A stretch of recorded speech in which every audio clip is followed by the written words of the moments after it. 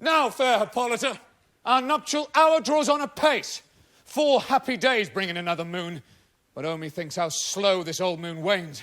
She lingers my desires like to a stepdam or a dowager, long withering out a young man's revenue. 4 days will quickly steep themselves in night. For night will quickly dream away the time, and then the moon, like to a silver bow new bent in heaven, shall behold the night of our solemnities. Go, Philostrate! Stir up the Athenian youth to merriment. Awake the pert and nimble spirit of mirth. Turn melancholy forth to funerals. The pale companion is not for our pomp. Hippolyta, I wooed thee with my sword, and won thy love doing thee injuries, but I will wed thee in another key, with pomp, with triumph, and with revelling.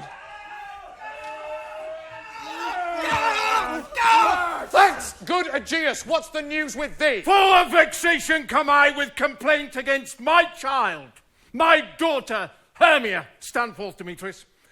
My noble lord, this man has my consent to marry her. Stand forth, Lysander.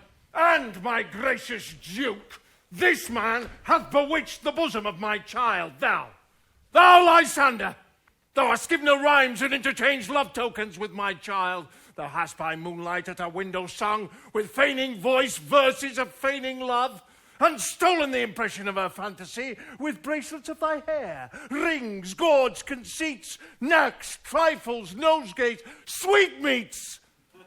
Messengers of strong prevailment did on hardened youth with cunning. Hast thou filched my daughter's heart, turned her obedience, which is due to me, to stubborn harshness? And, my gracious duke, be it so, she will not hear, before your grace, consent to marry with Demetrius. I beg the ancient privilege of Athens. As she is mine, I may dispose of her, which will either be to this gentleman or to her death, according to our law immediately provided in that case. What say you, Hermia? Be advised, fair maid, to you your father should be as a god, one that composed your beauties, yea, and one to whom you are but as a form in wax, by him imprinted, and within his power to leave the figure or disfigure it. Demetrius is a worthy gentleman. So is Lysander. In himself he is. But in this kind, wanting your father's voice, the other must be held the worthier. I would my father look but with my eyes. Rather your eyes must with his judgment look. I do entreat your grace to pardon me. I know not by what power I am made bold, nor how it may concern my modesty, in such a presence here, to plead my thoughts. But I beseech your grace that I may know the worst that may befall me in this case if I refuse to wed Demetrius. Either to die the death, or to abjure forever the society of men.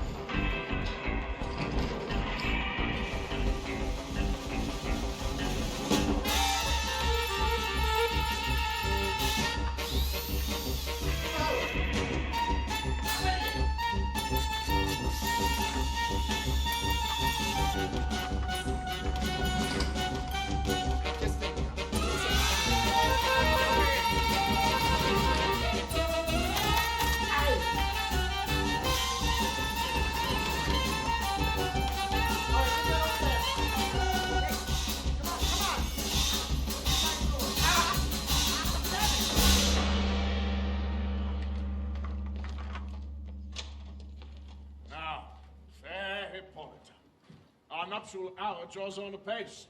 4 happy days bring in another moon.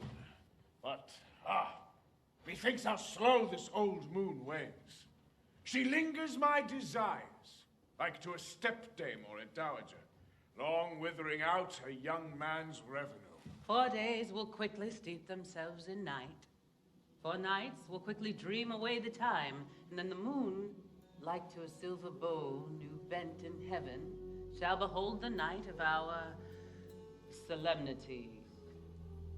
Go, tell Philostrate to stir up the Athenian youth, to merriness, awake the pert and nimble spirit of mirth, turn melancholy forth to funerals. The pale companion is not for our pomp. Hippolyta, I wooed thee with my sword, and won thy love doing thee injuries, but I will wed thee in another key.